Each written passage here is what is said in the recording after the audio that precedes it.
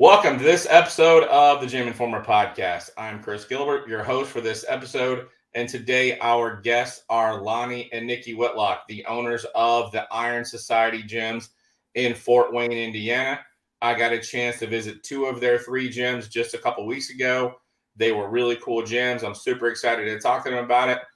But before we get started, let me show you the photos I took when I was at both of these gyms.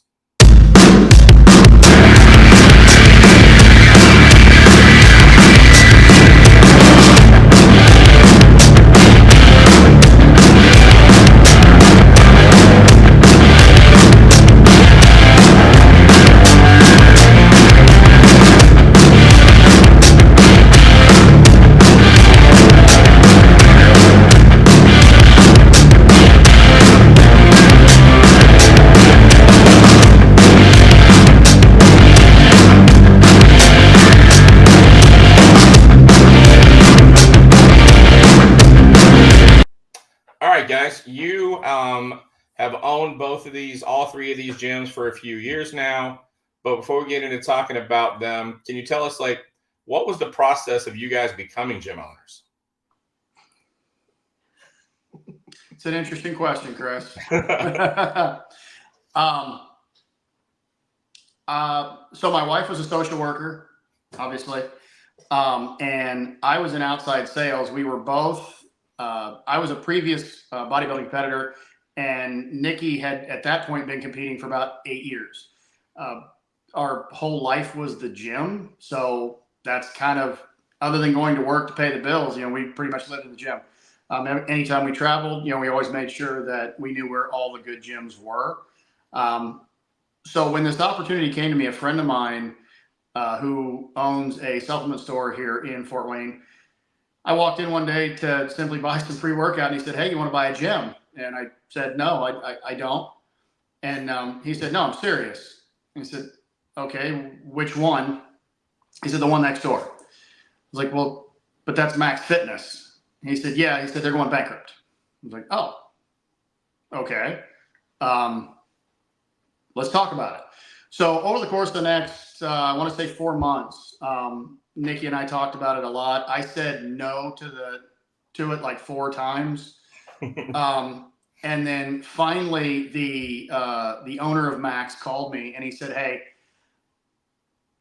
I want to make a deal with you. I want to do business with you." I said, "Okay, here's my terms." He accepted them and I said yes. And 5 years later, I'm still on the fence whether or not that was a really good decision. But no, so we had never owned gyms before. I have worked in gyms in the past.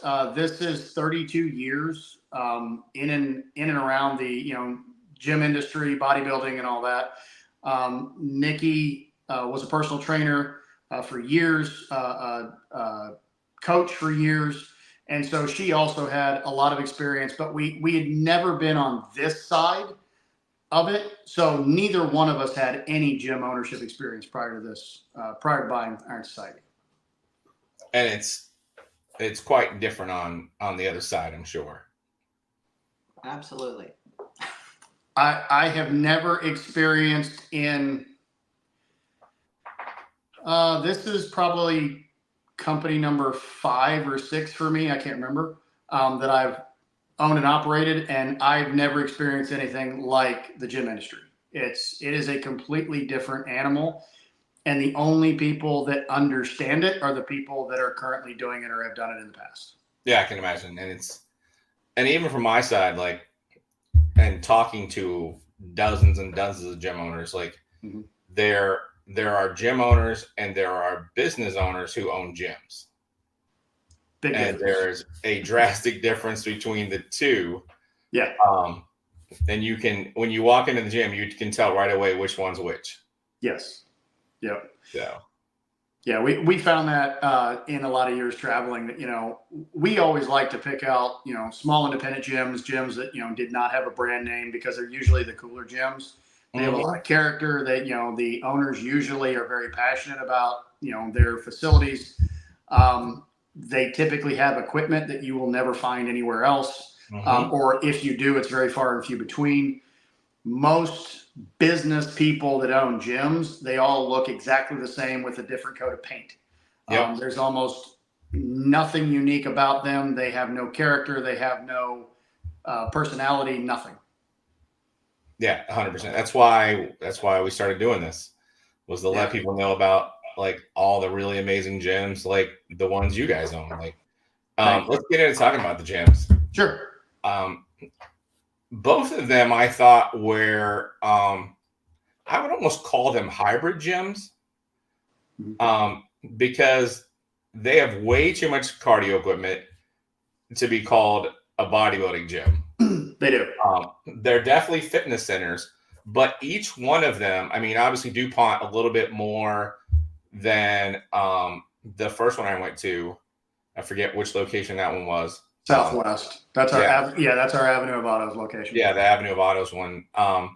Obviously the DuPont, the bigger location, your flagship, even more of that bodybuilding gym feel. When you walk in the gym, like it feels like a bodybuilding gym, but it's not intimidating. It's super clean, and very inviting, but it feels like a bodybuilding gym. Like, was that something that you guys like wanted to create on purpose? Yes. So Fort Wayne is a bit of a unique market in that it is not a very fit city. It's just not. I mean, you know, the statistics that have come out for Fort Wayne have been pretty bleak as far as, you know, the athletic ability of most of the residents of Fort Wayne. So we had this small group of people being, you know, a few thousand. Nothing existed in Fort Wayne like that. And NIki, being a competitive bodybuilder at the time, we were very tied into that community. And the gym that we were going to was also going through a bankruptcy, and the owner was losing everything. We then found out Max Fitness was going bankrupt. So that left YMCA and Planet Fitness. That was the only thing left in Fort Wayne. Wow. There was a couple of small independent gyms in Fort Wayne, but they were a single location, very small, or they were a very, you know, a much older gym at the time. And they weren't going to work for what us in our group was looking for. Right. So when we had the opportunity and we did finally pull the plug on Max Fitness, we decided we're just going to go full force with the bodybuilding theme. And it's funny because I just had DuPont repainted about 6 months prior to you showing up. I had pictures on the walls, 24 by 36 inch size, so poster size, pictures of all of the competitors that had ever stepped on stage that worked out in our gym. Oh, awesome. I paid for those. And I told every competitor, I said, hey, if you compete, get me your favorite stage shot. I will pay to put it in a frame and put it up on the wall. Nice. So we did have all of that up there. The reason it's not up there right now is because when we repainted, we did have several people come to us and say they found those offensive. What? Yes, they found them intimidating and offensive. So this is where Fort Wayne, being a very unique market, we walk a very, very fine line on, you know, what we can do, because our population is limited and the population of people that actually go to the gym, a gym like ours, is even more limited. So we do have to make sure that we're catering to as many people as we can while still maintaining our identity as a lifting gym, a bodybuilding gym. Right. When we took them down, actually until we talked to you, we didn't really know exactly what to do with the walls. As you saw, they were, you know, they're huge and black, and you know, it's a beautiful facility. Oh, that's great. But it needed something else. So as far as, you know, back to the market, as far as the market goes, we try to do as much as we can to stay in that bodybuilding vein. And what we kind of came up with was, we're just going to keep buying equipment. So about every month, I'm buying a new piece and putting it in the gym. The third location was started because I honestly ran out of room in the other two gyms to put more equipment in. Nice. I do like to continuously bring stuff in, and I like to use stuff that either I have used in the past that works very well, or a lot of old school stuff. And a lot of the stuff that we have, Nikki picked out. I don't know if you saw. Did you see our first generation Nautilus leg extension by chance? I think I used it. Yeah, that's hers. Yeah, She wanted that That's one. But that's the kind of passion that you'll find in those kind of gyms, and that's why we wanted to stay in that vein of we know what our identity is, and we want to attract those kind of people, and we do. right. Yeah, that's it. Like, don't get me wrong. Like, I love my Hoosier state, but I don't think that the state overall is known for its fitness. Right. Well, just Fort Wayne. I think that's No. that might just be a Hoosier thing. Well, I mean, the state of Indiana has some tremendously kind people, some very hardworking people. Oh, Just salt of the earth type of people. But when it comes to fitness, this state has never been focused on anything like that.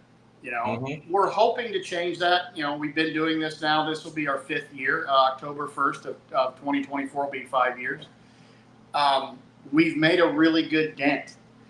We hope to continue to do that, and having the opportunity to work with folks like yourself and other people who are trying to spread the word about independent gyms, to get away from corporate gyms, to get more energized in the fitness community, I think is tremendous.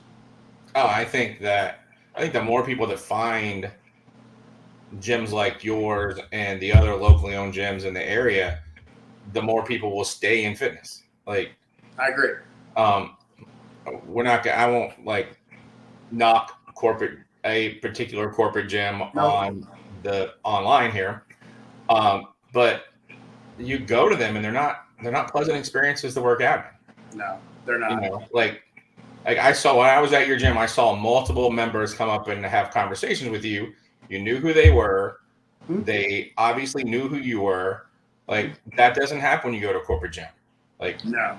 The people at the front desk don't even know who the people are that walk in the door. Right. Let alone nobody knows who the owner is, like, Right. or even the general manager. So it's just a different vibe. It's a different feel. It's a different vibe, and it's not a family, and that's what gets created in gyms like the ones that you guys have. Right. From an equipment standpoint, it seems like you have a lot of hammer strength, which there's nothing wrong with hammer strength. But it seems like you're definitely starting to add some other cool stuff. Like in the DuPont, you had a lot of old school pieces that you were bringing in. And then you in the Southwest location, you had those, was it Primal? Yeah, it's Primal pieces. Those were super cool. Like, what was the thought process? Like, what made you choose to go away from more and more hammer strength and start to go with like Primal and some of those old school pieces?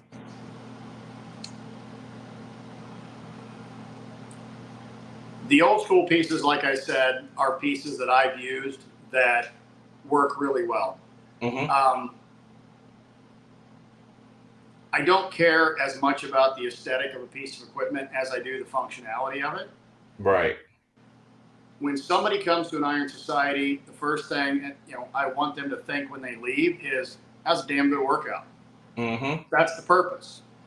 And if I know there's 15 different leg presses on the market, and I know this particular brand and generation works better than any other one, I'm going to get that one.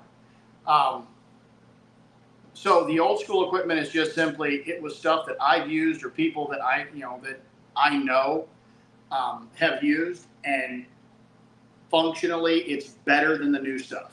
Stuff shouldn't be made to make the workout easier, and that's what they're doing. The workout should never be easy. If it's easy, you're not doing it right. Right. So that's the thought process behind that. The Primal stuff, honestly, that's kind of her idea. So we had went to pick out some refurbished equipment, and we met a gentleman in Columbus who was trying to import this and having some issues. So when we were there, we were talking about equipment, and he had mentioned he was trying to get in this new line that's not in the United States yet, and it's called Primal. So she said, "Can we see it?" Go ahead. It took one rep. I mean, when you walked into the room that he had it displayed, it looked clean, it looked sturdy, but when you sat down to use it, it just felt good. Yeah, no, it was good quality. When I used it, I liked it. Yeah, and I thought it would fit in well with what we were doing. Mm-hmm. So yeah, I mean, for me, there was no question. It was like, yeah, we want that stuff. And I mean, you saw it. It's black with black pads. It fits into our aesthetic, our black and white color scheme. Right. But what I felt when I used, because she had me come over and get on, I believe it was the V slot. I can't remember. But I hadn't felt a piece that heavy, but that smooth. Mm-hmm. That didn't feel like it was torquing my hip, my knee, my ankle. It felt very comfortable throughout my entire lower posterior chain. The movement of the machine felt really good. It just felt like if you put weight on this thing, it could humble you. And that's what I was looking for. Something that, the ego lifting is getting out of hand. And I think a lot of that is, thanks to social media and people loading up plate after plate after plate on, certain movements. But look at the machine they're using. If they're using a Life Fitness leg press, for instance, the angle on that is almost flat. Yeah. Your average person could put 10 plates on that thing and look impressive. But if you get on an old Magnum or you get on our Primal piece, you're not putting 10 plates on that machine. No. You will crush yourself. Yeah. And again, that's what I was looking for. I'm not looking for the ego lifting, pieces. I'm not looking for the things that make it look impressive. I want it to work. And these pieces did just that. Yeah, no, I thought they were really good. Yeah. And then where do they come from? What country? They are manufactured in Dublin, Ireland. You can find them all over Europe currently. His last name is Terry, and I can't remember his first name. Unfortunately, I'm drawing a blank right now. But he was, or is, I believe, the current Mr. Olympia men's physique. And he actually has a YouTube video out talking about a gym that was built with all of that equipment. And even some prototype pieces that the owners made specifically for his gym to test the mechanics of the pieces. So that's where we first encountered a gym with it. But obviously, we haven't traveled to Europe. So we'd never seen it in person. We only tested those two pieces, and I was sold. Just as soon as I can get some more, I'm buying more. It's amazing. No, I liked it. It was really good stuff. I'd be very interested because you had the leg pieces, I'd be very interested to see what their upper body pieces feel like. Yeah, me too. Now, previously we had a conversation about your style and the way you organize your gym. Mm-hmm. And I thought you had a really good thought process on that. Could you go into that a little bit? So, talking about DuPont mainly, they're all the same. Okay, If you walk in any three of the gyms, you'll see a congruency as to the way that the equipment is laid out. But the way we do it, because circuits are not a thing anymore, like we talked about. Right. We try to group everything by body part. But the way we do it is we do it by pin select in the front. So when you first come in the front, the first thing you see is our pin select equipment. It's the least intimidating for most people, average people coming in off the street. But it's also by body part. So like our first line is chest. And it's chest in a pin selector, a selectorized piece. We do that because the most popular body part to train is chest. Everybody says Monday's International Chest Day. So we lined everything up by body part, And we did it by what we feel is everybody's favorite body part to train. So, our first row is chest, next row is back, so on and so forth. Right. But we also did it without the plate loaded mixed in, because that was part of the conversation that we were just having is, why don't you see plate loaded mixed in with chest? So you just have a chest area and then you have a back area. Mm-hmm. Main reason for that is plate migration. So if you have a chest piece, okay, you have a chest press, plate loaded chest press, sitting in your pin select row, and let's say it's 5 rows away from your bench press, okay? Somebody is going to take the plates off that bench press, carry them 5 rows to the front of the gym, load that machine, and they are never going to make it back to that bench press. It's never going to happen. People have forgotten that half of the workout is putting your stuff away when you're done. So because of that, we try to eliminate or minimize as much as possible plate migration. So if you, again, look at our gyms, selectorize is all in one area. Cables are all kept in, as close proximity as possible, because we have more cables than we have more cables than just about any gym north of Indianapolis.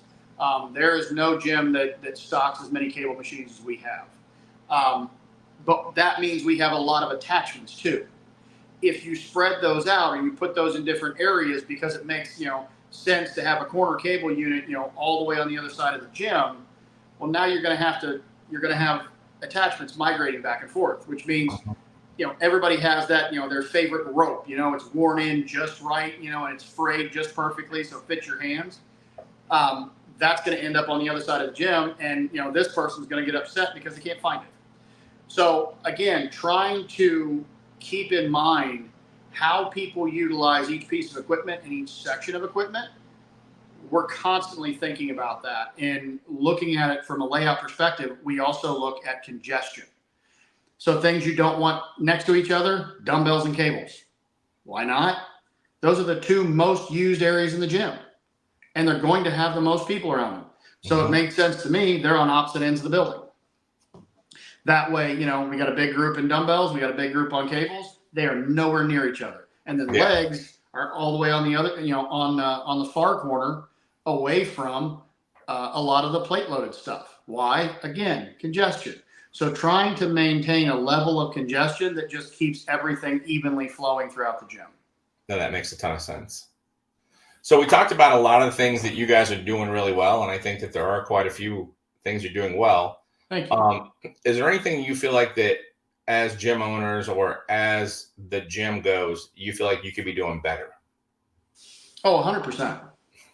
There's always things people can do better. Nobody, nothing is ever perfect, ever. Things that I think we can do better. 100%, customer service top to bottom. We want to make sure that we're providing, the best facility possible for all of our members. And we do try, but you can't make everybody happy. But we want to try to do that.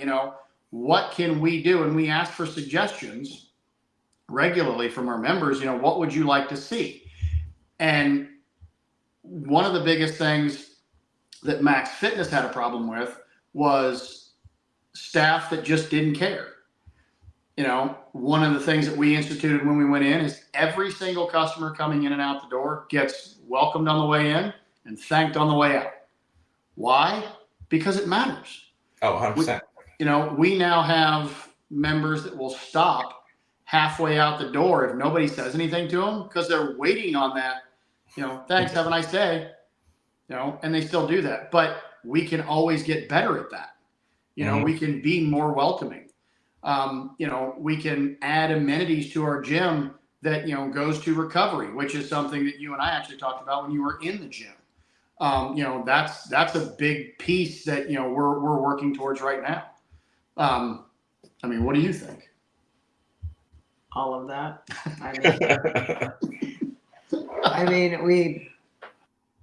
We try to do our best. And like you said, you can't make everybody happy, but we try. Yeah, obviously. We're getting ready. We put saunas in at DuPont. and everybody loved those. Mhm. So now we're getting ready to put saunas in the other 2 locations. Nice. We've talked about the cold plunge. I'm not a fan, but we'll see what happens. Yeah, I've not used one yet. People keep telling me that they're amazing. I have not ventured into one yet. I don't need any help being cold. I don't want to do that.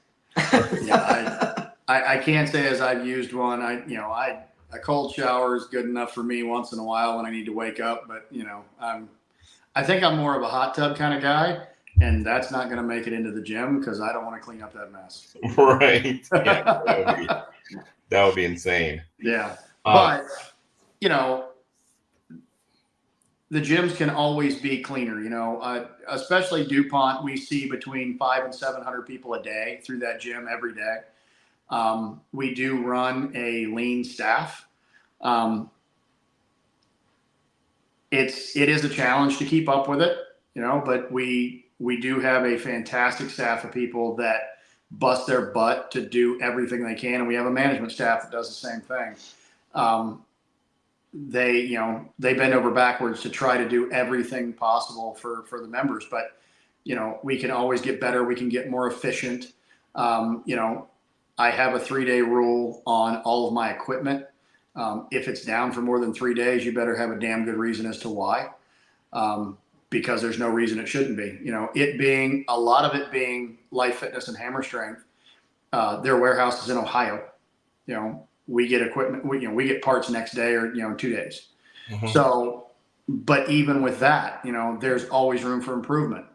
We're looking at, repurposing some spaces at DuPont, especially, that we think could make the member experience better. And so again, just constantly thinking about, if I was walking in this door as a customer, and I was paying, this price point, which, as you know, our memberships are $40. What would I like to see that would make it feel like I'm getting more than what I'm paying for? Because that's really what people expect nowadays. Right. We're looking, a lot of what we're doing now is looking at the little details. I can't tell you how many different types of toilet paper I've looked at just to make sure that it's, it's decent toilet paper. It's those little things that I think a lot of businesses don't think about that we're trying to think about. Mm-hmm. So, it's amazing all of the decisions that you have to make besides just like the cool things. Like, oh, what piece of equipment are we going to buy? Oh, now you got to also think about, what toilet paper are we going to buy? I hadn't even thought about that one. Yeah. Right. Paper towels, hand soap, what type of floor cleaner, the cool stuff, those are the easy decisions. Those are the things that everybody's like, oh yeah, I can't wait to open, this business because I'm going to buy, all this cool equipment, It's like, you don't think I'm going to have to sit down and buy toilet paper and hand soap and, I'm going to have to think about it because, you want it to smell good, but it can't be too overpowering and it's got to be disinfectant. It's nuts. Yeah. Things I never thought I'd think about. Oh yeah, I'm sure. So right now you guys have 3 gyms. Is this where it's going to be for the foreseeable future, or do you have plans on adding a 4th gym or growing either one of the gyms, either one of the 2 smaller gyms into a bigger space, or what's next for Iron Society? All of that. No. It depends on the day, because like today I'm in a good mood, so today I want to build more gyms. Yesterday I didn't want to do anything ever again. But I believe anybody who, owns their own business goes through those days on a regular basis. It's this constant churn of emotion. But the long-term goal when we started this was to eventually franchise the name, to franchise the business. We're getting really close to being able to do that. We have a few more processes to put in place, but I think we have a very good model that now we could possibly, with the help of other people, the right people, be able to franchise a certain number of facilities. We're not interested in ever being some huge national brand. I'm not interested in that at all. I'm also not interested in partnering with business people that want to own a gym because, it's an ATM machine. Right. I would only sell the opportunity to an operator that was as passionate as we are, because I don't want the brand diminished and turned into some corporate dumpster fire, that, you know, members are just numbers and it's, you know, like I said, it's just an ATM machine. Right. Will we build any ourselves? Probably. We have a few that we've thought about, few locations, because we have friends and family there, people that could operate the facility, you know, in our absence. So that's a possibility. But we're also adding services and amenities to, again, help increase that customer experience, but also help increase, you know, our value adds to our business model. Right. So that it, you know, it's even more attractive to potential operators. Nice. Yeah. So you guys have seen the podcast. You know that the last question I always ask is, what sort of advice do you have for anyone who's thinking about owning a gym or wants to open a gym? You know what? I'll let you go first.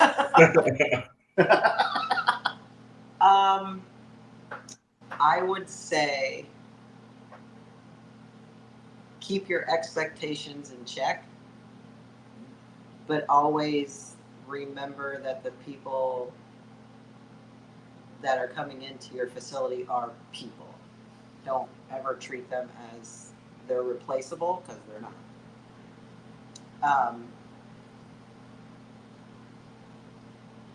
I would also say invest in really good employees if you can't run it yourself, or if you have multiple locations, you can't be at, you know, all the locations at once.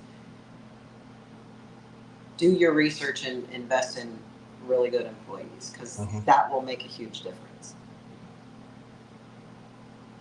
And get good equipment.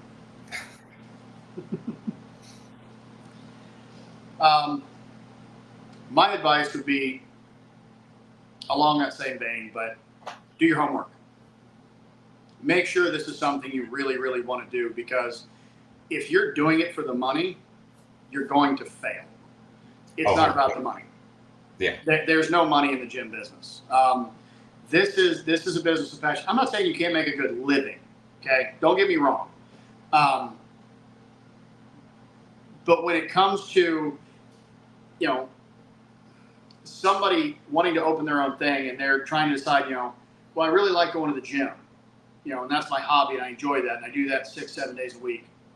But I also have an opportunity to do, you know, this business over here because this is what I do for a living. Do your homework on both, because if you're opening a business for profitability or scalability, gyms are ridiculously expensive. Just to give you an idea, you were in Southwest, you walk through that facility at 11,000 square feet, so it's not big compared to, you know, the other two. That was around $600,000, and we don't own the building.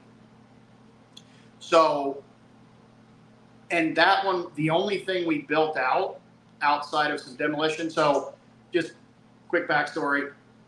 Used to be a car dealership. We converted it, took out all the office space, you know, and put in some small locker room areas. That was the only build out we did. And me and two of my guys did all of the demolition. We didn't hire that out. And it still cost $600,000. If somebody was to build that out using contractors, it would have been about roughly $1 million. To spend $1 million on an 11,000 square foot gym is a lot of money. It's a very expensive endeavor. Do your homework. Make sure it's really something you want to do, because you're not going to get an ROI on that for more than 10 years. It takes a long time. Yeah. One other thing that I would include in that is make sure that you're not going to ruin your hobby by making it your business. Yeah. Because that happens a lot. It does. It does. You know, we are 100% invested in these businesses, in these gyms. I don't know. I'm sure there's other things I'll do in my future, but for now, I have a lot of fun doing this. And even on the bad days, I would still choose to do this, even with, the low pay and in a bad day. So if you're not at that level, this probably isn't for you. Yeah. No, that was great advice. So I appreciate both of you coming on. Is there anything else you'd like to tell people about Iron Society before we go? I mean, if you're ever in the Fort Wayne area or surrounding area and you want to stop in for, day passes or $10, and we'd love to have you. So, all right. I appreciate you guys coming on. Thank you very much. And next time I'm up there, I definitely want to see the third gym. I hope so. We can go to lunch someday too. It sounds great. Thanks, Chris. All right. Thank you guys very much. See ya. If you enjoyed this podcast, please hit the like button and subscribe to our channel for more great content.